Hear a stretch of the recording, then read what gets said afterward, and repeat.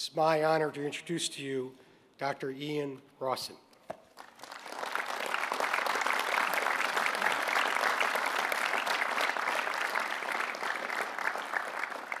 Thank you, President Cohen, for that very gracious introduction, and thank you for this opportunity to salute these outstanding graduates. It's a little bit intimidating to look out here and to see all of you who are graduating, and knowing that when you came here several years ago, probably every one of you was the top student in your class, or knew who was.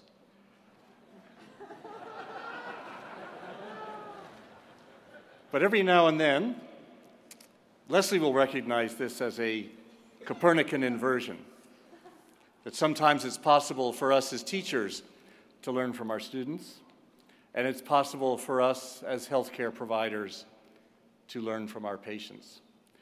And that's an experience I would like to share with you today.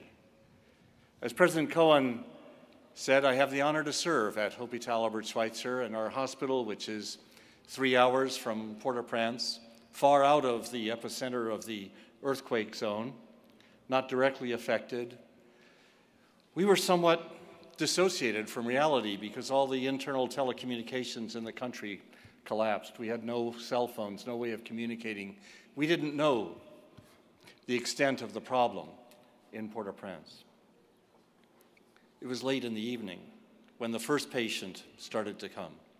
In the back of pickup trucks, tap-taps that serve as public conveyances, patients who had been found by family members or neighbors and placed on the door of the ruined building and put into the back of the pickup truck and driven out to the hospital, which at that time was one of the few hospitals open in Haiti, at least to the area closest to the hospital, to the capital city. And they came, 1 and 2 and 3 and 4, and then many. And still, we had no idea of what the extent of the damage was. You knew more about what was happening in Haiti than we did. You had the advantage of the helicopters flying over the capital. You had the advantage of Anderson Cooper explaining reality to us yet one more time. And us, we didn't know. All we knew was the reality of more and more patients were coming. We have a trauma system where we can take care of mass casualties, maybe 30 patients at a time if one of these tap-taps that's fully loaded tips over. We went through that protocol in about an hour. And more patients came with incredible strength, determination, and even creativity. One of the young men who came, we went out to the truck to bring him in, to transfer him to a stretcher to bring him into the hospital. And someone had wrapped around his right leg pieces of cardboard that would hold his leg stable. Pretty good first aid, don't forget that trick. And as we were putting him on the stretcher, it was evident that that wasn't the only place where he had been hurt. And he wanly didn't want to share any of the pain. In Haiti, when you see somebody, you must greet them. Kijanye, how are you? I asked. Papi mal, I'm not too bad. And here he expressed the strength, the determination. He had no idea where he was. He had no idea what he had actually lost. He knew that he was in pain, and he hoped that this would be better. On balance, he said, it's not too bad. As we started to move people out of the small triage area into a larger holding area and started to find out where to put all these people, and finding out that our 80 beds were used immediately, and we went to every house on the campus and just took beds out of people's rooms and put them up in the hospital, and then sent to town to buy some more. The logistics were astounding. And in the emergency area, the expanded emergency area, we were running almost in Boolean motion to get IV lines to take people to the laboratory or to the X-ray. And all of a sudden it occurred to me that it was so quiet. Think about a television program about a scene in an emergency room, and people are running around and shouting, "Doctor, I need a Schnemelfast stat," and my husband, turn off the sound. And that's what it was like for us. We were moving, we were fast, but we weren't making any noise because the patients were not making any noise. It's almost as though we automatically realized that we must respect the quiet that they had, the reserve and the strength. we started to sort people around and take them down the halls to be ready to go into the operating room. 2 operating rooms operating virtually 24 hours a day. All of our permanent doctors are Haitian. All of our permanent nurses are Haitian, and that's who was there when the earthquake quit, and that's who was there for several weeks thereafter. And I was going down one of the halls, and somebody I had passed frequently, an older woman, she waved me over. Bim parlio, come, I want to talk to you. Okay, oui?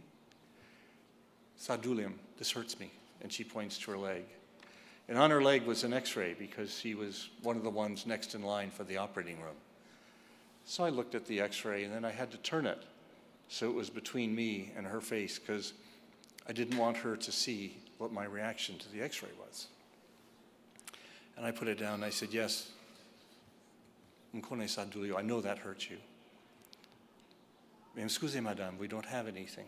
We ran out of all of our antibiotics. We ran out of all of our analgesics within 5 days. We keep a 30-day supply. That's how big the demand was. And she looked up to me with a smile and almost as though she was comforting me because she'd seen me going by hundreds of times in the several days. And she says, oui, me connais, I know. Perseverance, perseverance. That's what it's going to take to get through this. That's what it's going to take her to get through this terrible injury she has, to wait until it's her turn to go to the operating room. That's what it's going to take all of us to get through this. People in Haiti have had a tough life. They've had to persevere. It's only with perseverance, perseverance, that they're able to continue and to thrive. In the mornings, when we would go around the hospital and see how people were overnight, people had recognized that they were going to be there at the hospital for several days, and family members had brought them radios. So in the morning, there's a popular program where they play hymns at 7 o'clock in the morning. And somebody in this large waiting room area that we had put on the radio and had the hymns on. And very quietly, so as not to disturb anybody, but the woman who had the radio was singing with it, and other people were singing, and then other people were singing. And all around the room, they were singing quietly.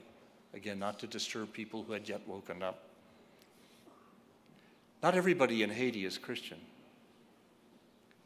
but everybody was singing because everyone recognized the power of song to raise your voice to an unknown spirit, perhaps in supplication, perhaps in thanks, but communing together from many faiths at the same time, but seeking and finding strength in the possibility of communing together with some higher force that might help them through this, to join their perseverance with hope. After several weeks, we began to see the tide recede. We were able to transfer patients out of the hospital to an uncertain future. In an American hospital, we would write on a chart, transfer home. We just wrote transfer because we didn't know whether these people had homes, and many of them did not have homes to go back to. But we began to see the patterns emerging, and we began to notice, in the few moments we had to talk together, the large number of patients who had come out to us with traumatic amputation and the several that we had had to perform amputations on, either due to the trauma or because of the possibility of infections. And a wonderful thing happened. We had the opportunity to start a prosthetic service, to be able to give people who had lost an arm or a leg some new mechanism to be mobile, to be active. And after several weeks, we had collected a large number of patients, and we had arranged some houses in a village where they could live as they're waiting. And the technicians, we would go over and they would explain the mechanism of the complex knee and the complex foot. And the feet are wonderfully designed. They have a metal plate, a narrow metal plate under them. And it's an energy transferring plate. So think as you put your foot down and roll forward as you're walking forward, and your toes kick up to carry you forward. Don't try that now, your time is coming. But magically it propels you forward. We're explaining this to people. And two of the people we enjoyed talking to so much, a young girl with a beatific smile and her good friend, they had met at the hospital and they had bonded almost as sisters. And we were explaining this, and she had taken a few dance lessons, and they were always moving gracefully whenever the radio was playing in the small village. And she said, yes, that looks good to me. That's a great idea. The next day, she and her friend came, and they were the first ones to receive their new legs. And she was first, and they fitted the leg, and she walked on the parallel bars. And because she was graceful, they said, now, later you can walk outside the bars. She said, that's okay, I can do it. And turned around and walked around. And all the doctors, the nurses, the physical therapists were there, taking her picture and cheering her on. And she got to the end and gave us all her patent and beautiful smile. And then her friend was getting her legs. Everybody else went down to be with her and to cheer her on and to take her pictures. So she went back to the parallel bars. And she walked out. She held on with her left hand and stood there for a moment, then rose up on tiptoe and struck a pose. Again, with her most beatific smile. And only a few of us saw that. But those who did learned from her the power of perseverance, the power of hope. A young girl who had lost almost everything, her family, her home, her leg. But she knew where she was going, and she knew how she could carry forward. So from our patients at our hospital in Haiti, who are our teachers, and me, I congratulate all of you for what you've learned from your teachers. Wish you Godspeed, bonne chance, good luck. Merci en pile. Thank you very much.